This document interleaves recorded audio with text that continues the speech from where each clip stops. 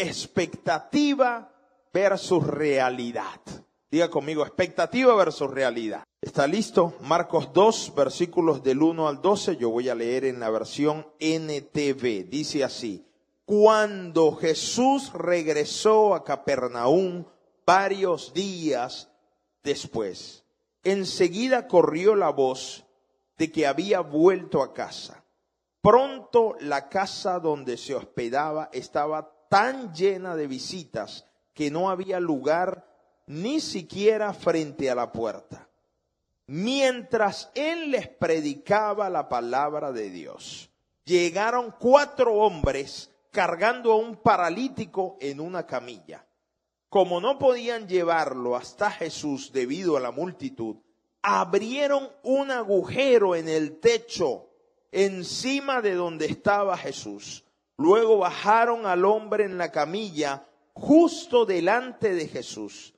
Al ver la fe de ellos, Jesús le dijo al paralítico: hijo mío, tus pecados son perdonados. Pero algunos de los maestros de la ley religiosa que estaban allí sentados pensaron: ¿qué es lo que dice? Es una blasfemia. Solo Dios puede perdonar pecados. En ese mismo instante, Jesús supo lo que pensaban, así que les preguntó: ¿por qué cuestionan eso en su corazón? ¿Qué es más fácil decirle al paralítico: tus pecados son perdonados, o ponte de pie, toma tu camilla y camina? Así que les demostraré que el Hijo del Hombre tiene autoridad en la tierra para perdonar pecados. Entonces Jesús miró al paralítico y dijo: ponte de pie, toma tu camilla y vete a tu casa. Y el hombre se levantó de un salto, tomó su camilla y salió caminando entre los espectadores, que habían quedado atónitos. Todos estaban asombrados y alababan a Dios, exclamando: jamás hemos visto algo así. Espectacular las cosas de Jesús. ¿Qué es lo que hace a Dios ser Dios? Le repito, ¿qué es lo que usted piensa que hace que Dios sea Dios? ¿Cuál es la diferencia? ¿Qué es lo que lo hace así? En la teología, que es la ciencia que estudia a Dios, nos enseñan que lo que hace a Dios ser Dios son algunos atributos únicos que solamente Él puede hacer. La teología lo llama atributos. A mí me gusta llamarlo calificativos, porque a Dios no se le atribuye nada, a Dios se le califica. Dios es. Sin embargo, ¿cuáles son estos calificativos o atributos de Dios? Que lo hacen a Él Dios y que no puede hacer más nadie. Le voy a decir 3. Hay más, pero 3. Dios es omnipotente. Es decir, Él puede hacer todo. Dios tiene todo el poder. Dios es omnipotente. No hay nada imposible para Él.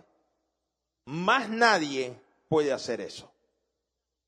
Dios es omnipresente. Es decir, puede estar en todos lados al mismo tiempo. Omnipotente, omnipresente. Dios puede estar en todos lados al mismo tiempo. Más nadie puede hacer eso. Satanás no es omnipresente. Satanás no puede estar en todos lados. Yo sé que hay suegras por todo el mundo, pero él no puede estar en todos lados. Eso solamente lo hace Dios. Así que si usted dice, ay, el diablo me está viendo acá. No, el diablo no es tan poderoso como usted piensa que es. Solamente el único que puede ser omnipresente es Dios. Y eso es un atributo Eso es un calificativo y eso es lo que lo hace a él ser Dios. Es omnipotente, es omnipresente y es omnisciente. ¿Qué es omnisciente? Que todo lo sabe. Todo, absolutamente todo lo sabe. Satanás no es omnisciente. Hay gente que dice, lo que pasa es que el diablo sabe lo que estoy pensando. No, él no es omnisciente. Le repito, Satanás no es tan poderoso como algunos creen que es. Él le va a hacer pensar a usted que él es tan poderoso como Dios. Y esa es una trampa. Pero el único ser omnipresente, omnipotente y omnisciente que sabe todo, que puede estar en todo lugar y que tiene todo el poder es Dios. Y eso es lo que lo hace a él ser Dios. Porque no hay más nadie que pueda hacer eso. ¿Está conmigo? Ahora, yo he llegado a la conclusión de que de estos atributos con el que más cómodos nos sentimos es que Dios puede hacer todo. Ese atributo es con el que más cómodos nos sentimos. En decir y saber que Dios todo lo puede hacer. Con la omnipotencia de Dios. Los otros dos atributos tal vez pueden ser un poco incómodos para nosotros. El saber que Dios está en todos lados puede ser a veces un poco incómodo para nosotros. O el saber que Dios lo sabe todo también puede ser a veces un poco incómodo para nosotros. Porque el que nosotros digamos, bueno, Dios puede hacer de todo, nos hace sentir más cómodos. Pero cuando decimos, Dios está en todos lados, eso a veces nos hace sentir un poquito incómodos. A conveniencia, cuando estamos en momentos difíciles, decimos, Señor, yo sé que tú estás acá. Pero cuando estamos en un lugar donde Dios no queremos que esté, es incómodo. Por ejemplo, a usted no le gusta que Dios esté cuando usted está discutiendo con sus hijos o cuando usted está discutiendo con su esposo. No le gusta y le hace sentir incómodo. Y los buenos evangélicos a veces recuerdan y manipulan con esto. Cuando están en el argot de la pelea, de la discusión, los buenos evangélicos siempre recuerdan este atributo de Dios. Cuando dicen, míralo, mira cómo te pone. Dios está aquí para que sepa, Dios te está viendo. Y les gusta recordar eso. Y te vas a poner así. Mira que Dios te está viendo. Y nos gusta sacar eso. Y cuando la discusión está, bueno, porque ya se pasaron algunas barreras, decimos, no me interesa que Dios esté aquí y me esté viendo aquí. Yo sé eso. Pero puede ser a veces un poco invasivo en eso, porque queremos que Dios esté en los momentos difíciles, pero cuando nos estamos portando mal, no queremos que Dios esté ahí. O que se tape los ojos o que se vaya. No, déjeme solo, acá. Igualmente, cuando entendemos que Dios sabe todas las cosas, usted le puede mentir a todos, menos a dos personas. A Dios y a usted mismo. Usted no se puede mentir a usted mismo. Y aún con todo y eso, hay personas que con todo el esfuerzo logran mentirse a ellos mismos. Pero a Dios usted nunca le va a mentir, porque Él lo sabe todo. Y los buenos evangelicoides también sacan eso. Tú me estás mintiendo. Bueno, Dios sabe, tú me caerás a mentiras a mí, pero Dios sabe. Dios sabe, Dios sabe. Y a veces no nos sentimos cómodos con esos atributos. Nos sentimos más cómodos con el atributo de que Dios es omnipotente. Él lo puede hacer todo porque nos gusta buscar a Dios por lo que hace y no por lo que es. Acabé de decir una frase dolorosa, pero esa es la verdad. Nos gusta buscar a Dios por lo que hace, porque Él lo puede hacer todo, porque no hay nada imposible para Él. Pero pocas veces buscamos a Dios por lo que es, y eso suena feo. Pero Dios no tiene problemas con eso. Dios dice, bueno, está bien. Me tendrás que buscar por lo que hago, pero después entenderás quién soy.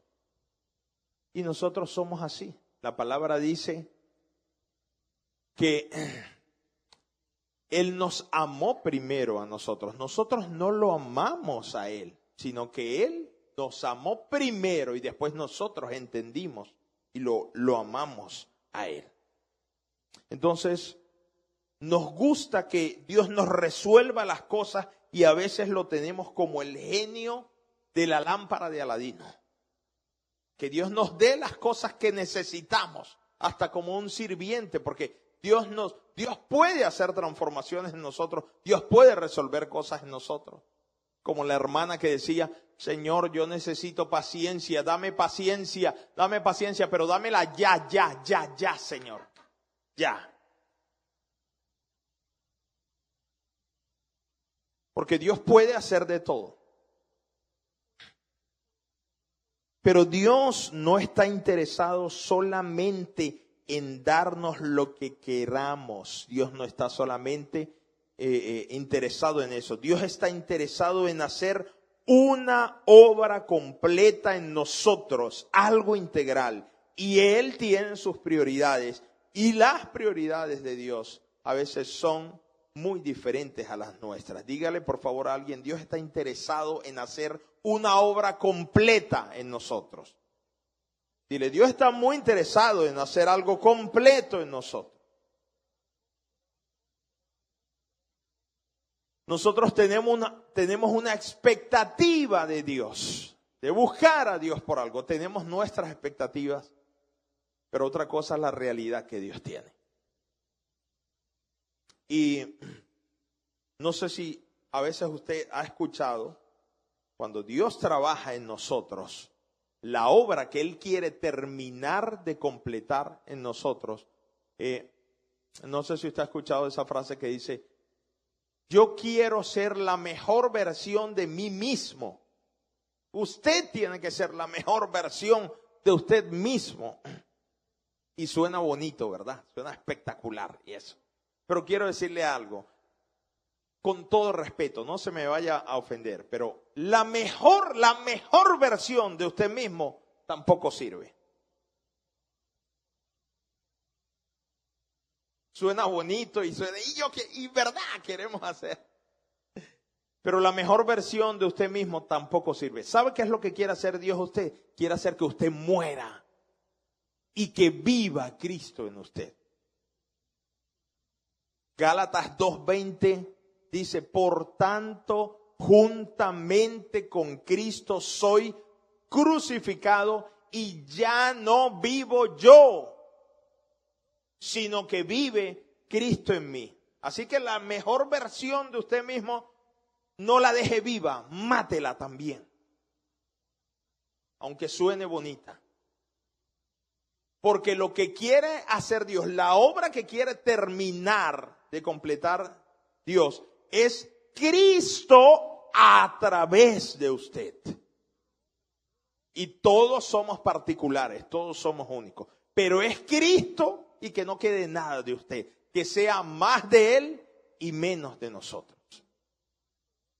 ¿Está conmigo? Entonces Dios está interesado en eso. En que nosotros podamos dejar a Cristo vivir en nosotros. Y que matemos a ese viejo. Hay que matar al viejo. No se asusten. Los viejos no se asusten. Al viejo hombre. ¿Okay? Hay que matar al viejo hombre y dejar que Cristo viva en nosotros. Y eso yo sé que es difícil. Nosotros hacemos de todo, recibimos estudios bíblicos y es una batalla constante. Y vamos caminando en nuestra vida cristiana, pero es una batalla constante. Y nos bautizamos, damos pasos de fe y aún tenemos que seguir luchando. Siempre recuerdo la frase de Martín Lutero que decía, en el momento de alguien bautizarse, porque es un paso de fe, él decía, pensé que iba a ahogar al viejo hombre en las aguas del bautismo, pero resulta que el desgraciado aprendió a nadar. Porque no es solamente que usted se bautice y ya, usted va a seguir día a día en una batalla constante con usted mismo. Y es Cristo en nosotros. Y en eso, esa es la prioridad de Dios. Nosotros estamos interesados en que Dios nos dé cosas, nos gusta, porque Él puede hacer todo, pero Dios tiene prioridades también. Y este pasaje que leímos ahora es algo espectacular. Y si usted lo leyó con detenimiento, vamos a ver algunas cosas de este pasaje acá, porque ahí vemos la expectativa que podemos tener nosotros como seres humanos, pero la realidad de lo que Dios quiere hacer en nosotros. Jesús está en una casa predicando, como vimos, y todo estaba full. La casa se llenó. Y cuando la casa se llenó, no había más por dónde entrar. Y ahí surge un episodio. Imagínese, viaje conmigo a esa escena. Imagínese a Jesús hablando, la gente asomándose por las ventanas. Y de repente el techo de la casa se le empieza a abrir un hueco. Ahí en plena enseñanza de Jesús. Se le empieza a abrir un hueco. ¡Qué abuso! ¿Quién habrá sido el dueño de esta casa? Pero qué abuso que le rompieron la casa al pobre hombre ahí. Pero es que había 4 locos ahí que dijeron, no, tenemos que llevar a nuestro amigo que está paralítico. Y escucharon que Jesús estaba enseñando y dijeron, tenemos que entrar como sea. Se montaron en el techo, quién sabe cómo. Quién sabe el trabajo y el susto que habrá pasado ese paralítico cuando lo estaban montando en el techo. Dijeron, tal vez dijo, ahora sí es verdad que no solamente paralítico, sino me van a dejar cuadrapléjico aquí. Pero se arriesgaron, tomaron un riesgo, imagínense, rompieron el techo porque dijeron, tenemos que llevar a nuestro amigo a los pies de Jesús.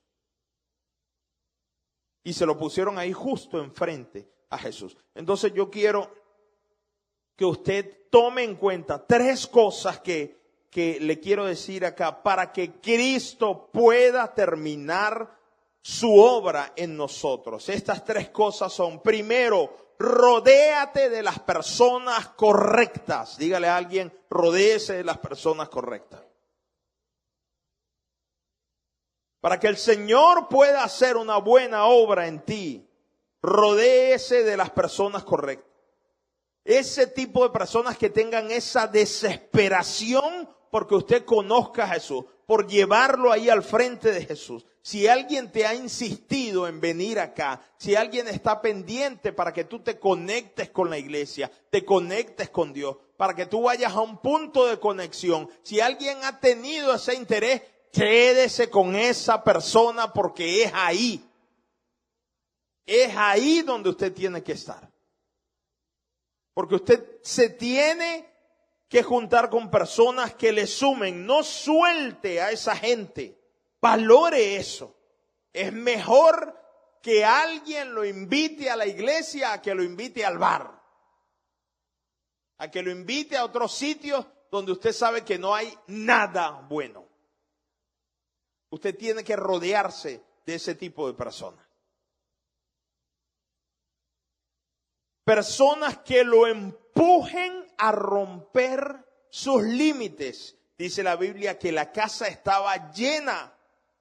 Y cuando la casa está llena, hay que atreverse a romper los límites.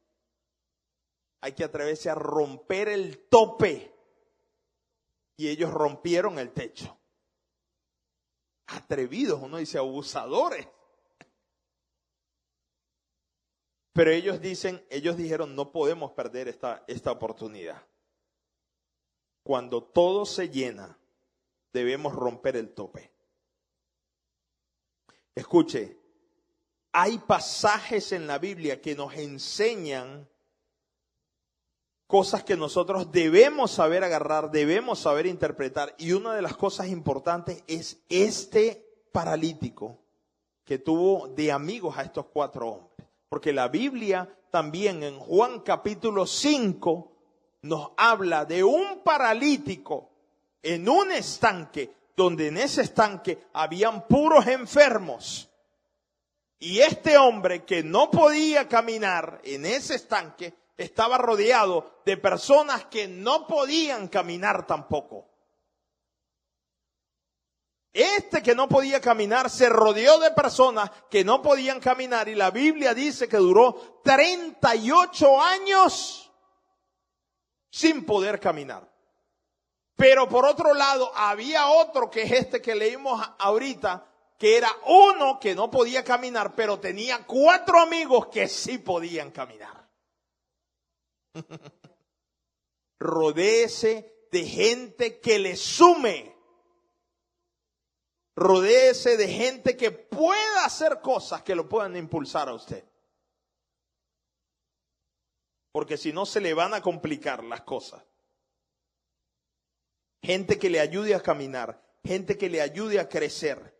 No de otros que no puedan caminar, como el paralítico de Betesda, y que estén más bien tratando de quitarle la oportunidad de recibir un milagro. Porque ¿sabe lo que pasaba en el estanque de Betesda?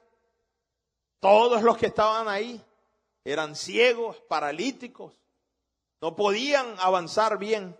Y cuando caía un milagro, ahí que se movía el estanque, todos peleaban por conseguir ese milagro.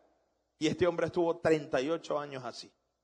Hay gente que lo rodea a usted, que no está interesado en que usted camine, sino está interesado en que la primera oportunidad que caiga cerca se la quieren robar a usted. En cambio este no, el que leímos ahorita en Marcos 2 no, tenía 4 amigos que caminaban. Dígale a alguien, por favor, busca amigos que caminen, que te hagan avanzar.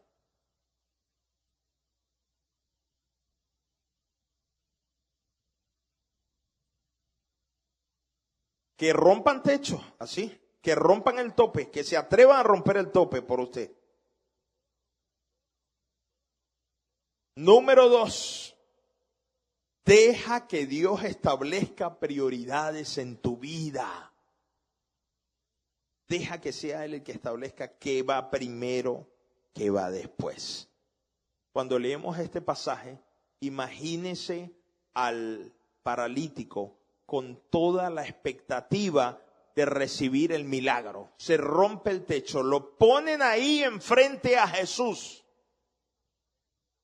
Yo me imagino ese hombre, yo me imagino toda la escena, fue algo muy obvio. Ponen un paralítico ahí frente a Jesús y Jesús se le acerca y le dice, yo me imagino al paralítico pensando, llegó el momento, me va a sanar. Pero Jesús se le acerca y le dice, ¿qué es lo que le dice si leyó el pasaje primero? Hijo, tus pecados te son perdonados. Y siguió enseñando. Imagínense el paralítico, imagínense la gente. Porque la expectativa de él era que llegara el Señor, le dijera, levántate, sé sano. Pero lo que le dice es, hijo, tus pecados te son perdonados. Me imagino al paralítico, algún día en el cielo hablaré con él. ¿Qué pensaste tú en ese momento? Pero tal vez dijo, ¿en serio? O sea, rompieron el techo, casi quedo cuadrapléjico allá para que me digas tus pecados te son perdonados. Eso era lo que me ibas a decir. Porque nosotros tenemos una expectativa de que Dios haga algo, pero Dios ve más allá. Dios ve la necesidad primaria. Dios ve mucho más allá y sabe exactamente lo que necesitamos. Escúchame, tú puedes tener una expectativa de las cosas. Tú puedes tener una expectativa de cuando llegas frente a Dios. Pero Dios sabe exactamente lo que tú necesitas. Él te conoce, Él sabe lo que te hace falta. Él va a poner orden en tu vida. Él va a poner orden en tus prioridades y te las va a dar. Y Él nunca se equivoca. Nunca.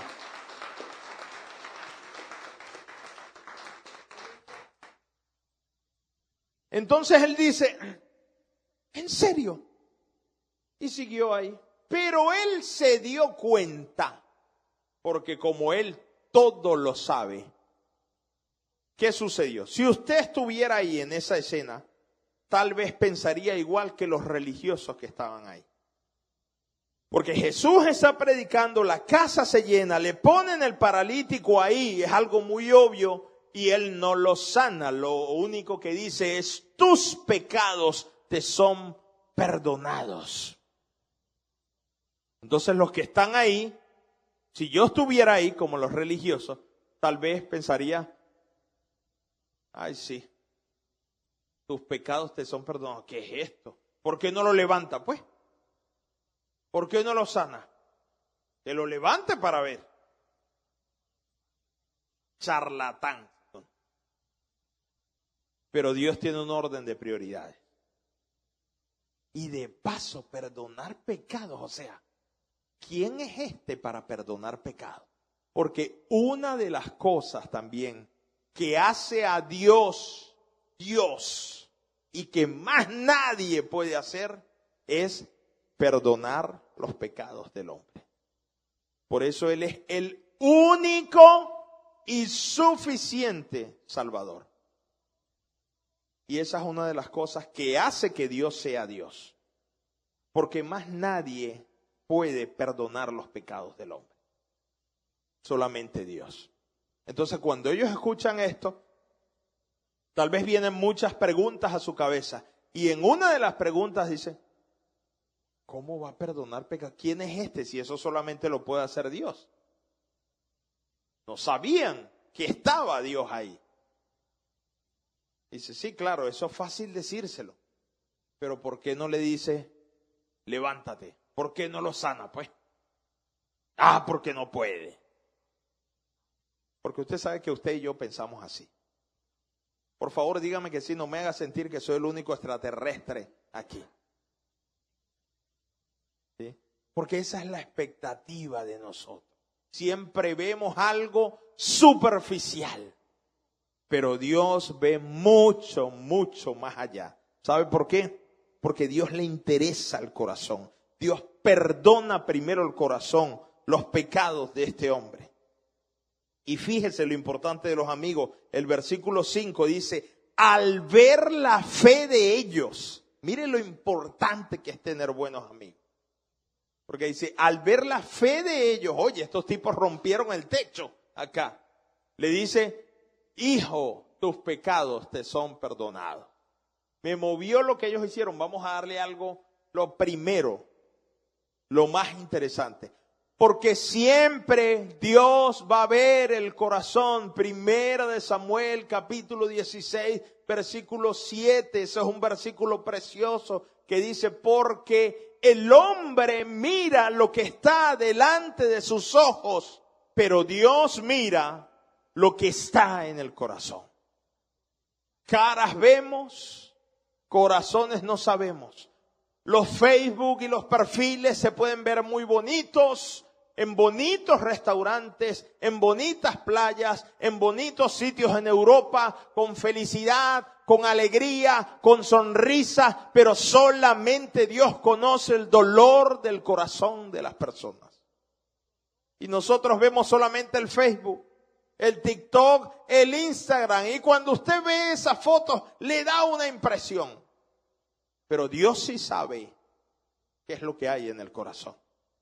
Que el Señor nos ayude a tratar de ver más allá de lo superficial y tener esa sensibilidad y ver a los ojos con los lentes, ver a la gente con los lentes que Dios los ve, para poder ser de ayuda. Porque ¿de qué le servía a ese paralítico ser sanado si su alma se iba a ir a la eternidad sin Dios? ¿De qué le servía? De nada. Es mejor que se vaya con un alma limpia, un alma perdonada por Dios, y se vaya paralítico aún a la eternidad, pero perdonado por Dios. Porque Dios tiene una realidad diferente a lo que nosotros expectamos, a lo que nosotros tenemos. Entonces, ¿cuáles son las cosas que tú crees que son más importantes en tu vida? ¿Crees que tus prioridades están sintonizadas con Dios? Entonces, lo segundo que le dije es: deja que Dios establezca prioridades en tu vida. Solo Dios puede perdonar pecado. Entonces, ellos se hacen esta pregunta ahí. Y como Dios es omnisciente, dice el pasaje ahí en el versículo 8, sabiendo Dios lo que ellos estaban pensando, dijo: yo les voy a hacer una pregunta. ¿Qué ustedes creen que es más fácil? Que yo le diga a este hombre: tus pecados te son perdonados, o levántate y anda. ¿Qué ustedes creen? Dijo Jesús. ¿Qué es más fácil que yo les diga? Yo le pregunto a usted acá, si usted estuviera ahí y Jesús le pregunta eso, ¿qué usted cree que sería más fácil decir?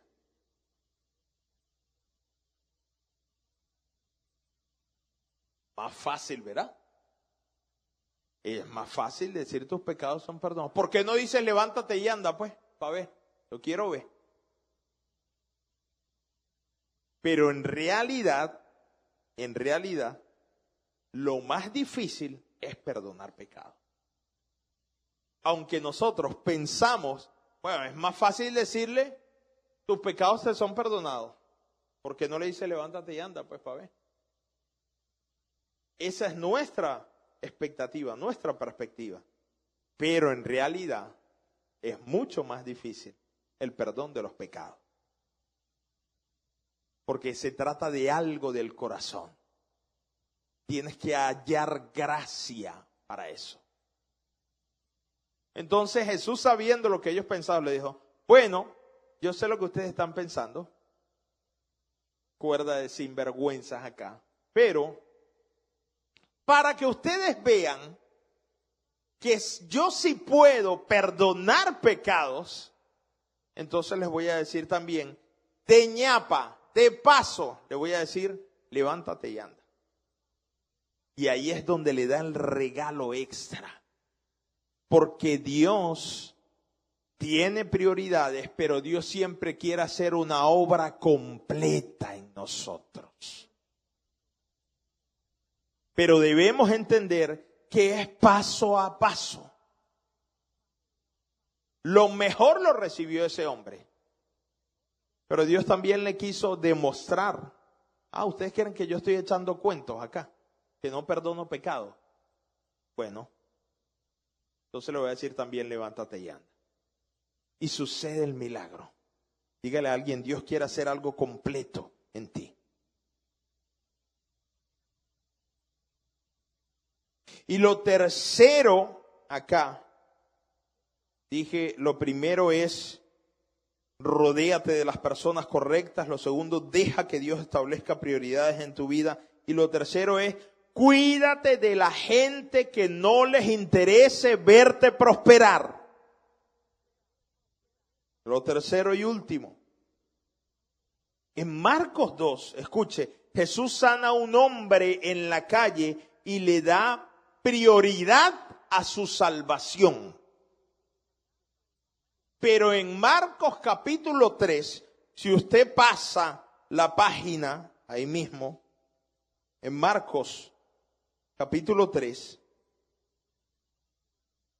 en los primeros versículos, también el Señor hace una sanidad ahí. Y vamos a leer esto un momento. Dice, el hombre de la mano seca. Lo voy a leer en la NTV. Dice, Jesús entró de nuevo en la sinagoga y vio a un hombre que tenía una mano deforme o seca. Como era el día de descanso, los enemigos de Jesús lo vigilaban de cerca. Si sanaba la mano del hombre, tenían pensado acusarlo por trabajar en el día de descanso. Jesús le dijo al hombre con la mano deforme, ven y ponte de pie frente a todos. Luego se dirigió a sus acusadores y le preguntó, ¿permite la ley hacer buenas acciones en el día de descanso o es un día para hacer el mal? ¿Es un día para salvar la vida o para destruirla? Pero ellos no quisieron contestarle. Jesús miró con enojo a los que lo rodeaban, profundamente entristecido por la dureza de su corazón. Entonces le dijo al hombre, extiende la mano. Así que el hombre la extendió y la mano quedó restaurada. Los fariseos salieron enseguida y se reunieron con los partidarios de Herodes para tramar cómo matar a Jesús. Usted tiene que cuidarse de las personas que no les interese verlo prosperar a usted. Tiene que cuidarse de eso. Fíjese que en Marcos 2 Jesús sana a un hombre en la calle y le da prioridad a su salvación. Pero en Marcos 3 Jesús sana a un hombre y se enfoca solamente en su sanidad. ¿Por qué? El hombre ya estaba en la iglesia. Fue en la sinagoga. El hombre ya tenía la necesidad espiritual cubierta. Entonces Jesús se enfoca en su sanidad. Pero siempre hay gente, siempre van a existir personas que están interesadas en que no recibas nada de Dios, solamente para probar que lo que ellos creen es lo correcto y alimentar su orgullo. Es decir, su deseo de ser admirados, porque no estaban equivocados, es más importante que tu necesidad de recibir un milagro para ellos. Y usted tiene que cuidarse de esas personas. ¿Está conmigo? Entonces, para que Dios pueda hacer una obra completa en ti, tienes que rodearte de buena gente. Tienes que darle a Dios, entregarle el control a Dios de las prioridades en tu vida y cuidarte de la gente que no le interesa que tú prosperes. Imagínense que este pasaje dice que ellos no estaban pendientes de que si el hombre era sanado o no. Ellos estaban pendientes para ver si Jesús hacía el milagro en el día de reposo, porque querían agarrarlo. Les interesaba un cuerno el milagro del hombre. Estaban más interesados era en acusarlo a él, porque valía más su orgullo, valía más su posición, valía más lo que ellos dijeran que no, las cosas son así, tienen que estar correctas. Por eso Jesús les dijo, en el día de reposo, porque ellos consideraban una sanidad en el día de reposo, consideraban eso como un trabajo. Usted está trabajando el día de reposo porque, bueno, hizo un trabajo de sanidad. Y hoy no se puede trabajar. Pero el hombre tenía la mano seca, pero nada. No se puede. Pero el hombre recibió sanidad. El día de reposo está para hacer bien o para hacer mal. El hombre recibió sanidad, pero fue el día de reposo. Usted está mal, imagínese. Y hay gente así. Hay gente que está interesado en que su posición, lo que ellos piensan, prevalezca antes de que usted prospere. La gente siempre va a querer verlo bien a usted, pero jamás mejor que ellos. porque les da de todo. Y usted tiene que alejarse de esas personas. Tenemos que darle a Dios prioridad para lo que Él quiere hacer con nosotros. Nosotros expectamos algo, tenemos una expectativa, pero no vemos las cosas como Dios las ve. ¿Cuáles son las prioridades en su vida? ¿Qué persigue usted? ¿Qué es lo más importante para usted? ¿Por qué usted cree que Dios es Dios en su vida? ¿Qué quiere usted que haga Dios en usted? ¿Lo que usted quiere? ¿Lo que usted espera? ¿O lo que Dios cree que es mejor para usted? ¿Cuántos nos podemos rendir en esta mañana y decir, Señor, yo tengo mis metas, yo tengo mis sueños, yo tengo mis expectativas? Y tiene que tenerlos, porque usted tiene que soñar, usted tiene que querer, usted tiene que creer. Pero la pregunta es, ¿está eso alineado con lo que Dios quiere hacer en nosotros? Y decirle al Señor, Señor, ¿cómo nos podemos alinear? ¿Cómo puedo aprender a escuchar tu corazón? ¿Cómo puedo saber qué es lo primero que tú quieres? Y lo primero que Dios quiere, yo le vengo a decir y le vengo a recordar que lo primero que Dios quiere es tu corazón. Que tú pongas las ganas, las fuerzas en Él. Amarás al Señor tu Dios con todo tu corazón, con toda tu alma, con toda tu mente y con todas tus fuerzas. Que tú pongas ahí el corazón en Él. Que tú le sirvas a Él, que tú te entregues a Él. Busque eso primero y todo lo demás va a venir por añadidura. A Dios no le interesa hacer una obra incompleta en usted. A Dios no le interesa darle algo y después dejarlo por la mitad. Dios no es como los gobiernos de nuestros países que empiezan una obra y la dejan por la mitad. No. Dios no es así. Dios lo que empieza en nosotros lo va a terminar. Si Él ya tocó tu corazón y tú tienes otras necesidades, deja que Dios se encargue.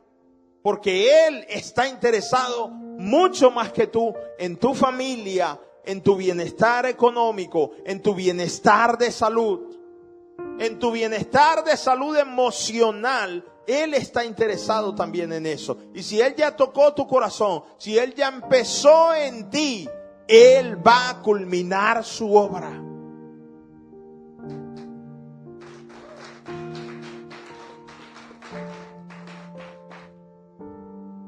Pero vamos a sintonizarnos con Él. ¿Qué tal si en esta mañana oramos un rato?